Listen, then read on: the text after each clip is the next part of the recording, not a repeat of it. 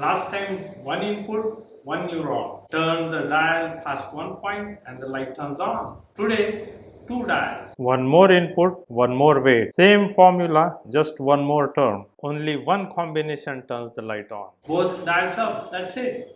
Two ports this time.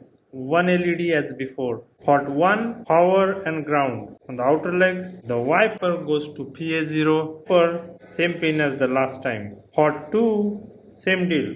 Power and ground, but this wiper goes to a different pin, PA6. 220 ohms into the LED and cathode to the ground, and PA4 drives it. Same output pin as episode 3. Two inputs, one neuron, one decision. This was one input, one neuron. Here we have two inputs, two neurons. Two pins set to analog input instead of one. Both normalized to 0 and 1, same as before. And here's the whole neuron, one line. One input becomes 2, that's the only change. Same threshold, check as always. Plugged in and flashing now.